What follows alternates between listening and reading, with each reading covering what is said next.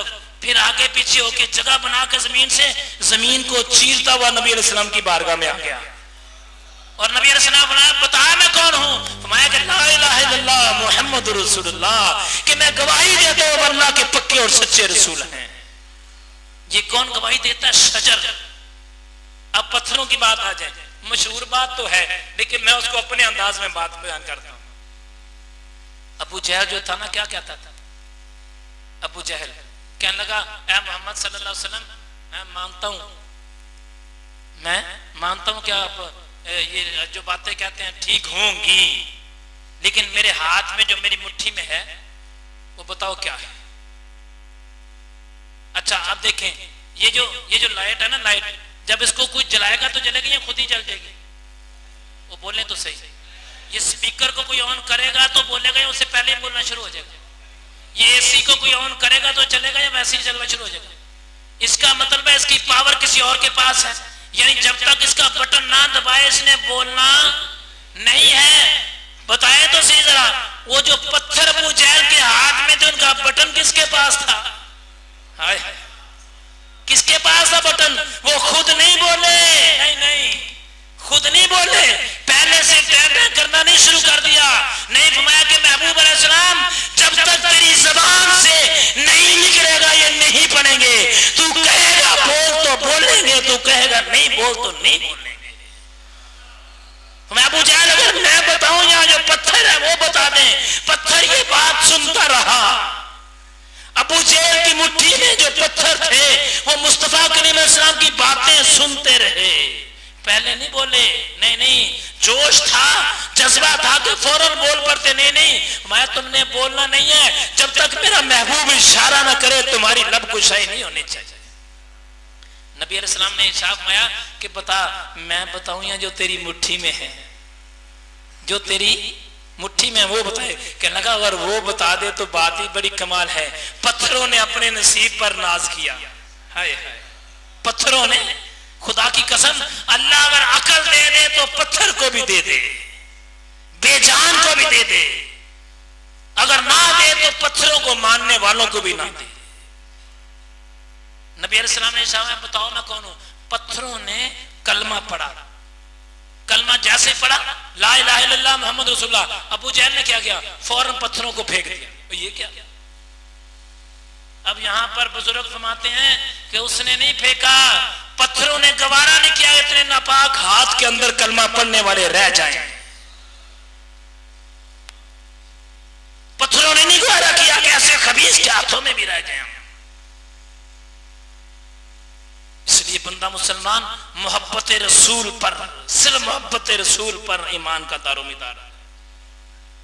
اگر محبت رسول دل میں نہیں ہے، آقا کریم علیہ السلام کا عشق نہیں ہے، نبی علیہ السلام سے پیار نہیں ہے، تو ایمان کامل نہیں ہے۔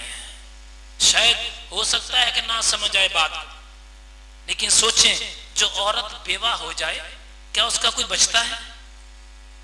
جس کا بھائی دنیا سے چلا جائے کیا اس کا کوئی بچتا ہے؟ جس کا باپ دنیا سے چلا جائے، جو یتیم ہو جائے، اس کی حالت کیا ہوتی ہے؟ یہ صرف یتیم ہی جان سکتے ہیں کہ یتیم کی حالت کیا ہوتی ہے۔ یہ بیوہ جان سکتی ہے کہ بیوہ کی حالت کیا ہوتی ہے۔ جس کے بھائی پر سر کا سایہ، جس کے سر پر بھائی کا سایہ نہ ہو، وہی بتا سکتی ہے کہ بھائی کی غیر موجودگی میں کیا ہوتا ہے۔ سوچو تو صحیح، وہ عورتیں جو نبی پاک علیہ السلام سے پیار کرتی تھی، بھائی بھی چلا گیا، باپ بھی چلا گیا، بیٹا بھی چلا گیا، شوہر بھی چلا گیا، وہ کیا کہتے ہیں یہ سارے چلے جائیں کوئی بات نہیں ہے، بتاؤ میرے نبی کی ذات ٹھیک ہے؟ اگر میرے نبی کی ذات ٹھیک ہے تو سارا کچھ ٹھیک ہے۔ میرے بھائی اور پردے میں سننے والی بہن بیٹی، آج اس گئے گزرے دور کے اندر طرح طرح کے لوگ چینلوں پر آ کر، طرح طرح کے لوگ ٹی وی پر آ کر محبت مصطفیٰ سینے سے نکالنا چاہتے ہیں۔ شاید ان کو اس بات کا علم نہیں ہے کہ مسلمان کے خمیر کے اندر محبت رسول ہے۔ شاید ان کو اس چیز کا علم نہیں ہے کہ نبی پاک علیہ السلام کی محبت مسلمان کے خمیر میں ہے۔ اسی محبت کو اجاگر کریں، اس گئے گزرے دور کے اندر آقا کریم علیہ السلام سے پیار کریں، نبی کی ذات سے یہ اس بات کو یاد رکھیں، جو نبی پاک علیہ السلام سے پیار کرتے ہیں، نبی پاک علیہ السلام ان کا خیال کتنا کرتے ہیں۔ آئے ذرا ان کا بھی دیکھ لیتے ہیں کہ نبی پاک علیہ السلام پیار کتنا کا. وہ ہرنی والا واقعہ تو آپ نے سنا ہوگا نا, مشہور سا واقعہ ہے ہرنی والا. ایک ہرن تھی نا, تو وہ جنگل میں تھی. بادشاہ نے کہا کہ جاؤ جا کے کیا کرو, جو اس وقت کے جو اس علاقے کا جو تھا, اس نے کہا جاؤ جا کے ایک ہرن پکڑ کے لاؤ, میرے بچے نے اس سے کھیلنا ہے. اللہ اللہ اللہ. ہرن پکڑنے کے لیے شکاری چلا گیا. ہرن ایک جگہ چھپ کے بیٹھی ہوئی تھی, اپنے بچوں کو دودھ پلا رہی تھی, پلانے لگی تھی, چھپ کے بیٹھی تھی.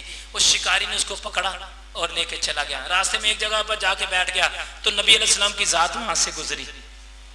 اللہ ہے, نبی علیہ السلام کی ذات وہاں سے گزری. ہرن نے دیکھا کہا المدد یا رسول اللہ, میری مدد کر دیں, یا رسول اللہ میری مدد کریں, یا رسول اللہ میری مدد کریں.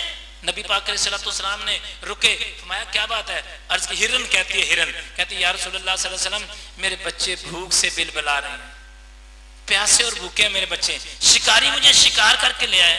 یا رسول اللہ آپ میری ضمانت دے دیں, میں بچوں کو دودھ پلا کے واپس آ جاؤں. میں آپ سے وعدہ کرتی ہوں یا رسول اللہ, میں آپ سے وعدہ کرتی ہوں میں بچوں کو دودھ پلا کے واپس آ جاؤں, اسے کہ مجھے چھوڑ دے. نبی پاک علیہ السلام نے ارشاد فرمایا چھوڑ دے. تو کہنے لگا محمد صلی اللہ علیہ وسلم, تیر جو کمان سے نکلا ہوا, تیر اور ہاتھ سے نکلا ہوا شکار کبھی واپس نہیں آتا. نبی علیہ السلام نے ارشاد فرمایا یار میں تجھے ضمانت دیتا ہوں اس بات, میں ضامن اس بات کا, یہ ہرن واپس آ جائے گی. اس نے کہا محمد صلی اللہ علیہ وسلم اگر نہ آئی تو نبی علیہ السلام فرمایا کہ جو سلوک تو نے اس سے کرنا وہ میرے سے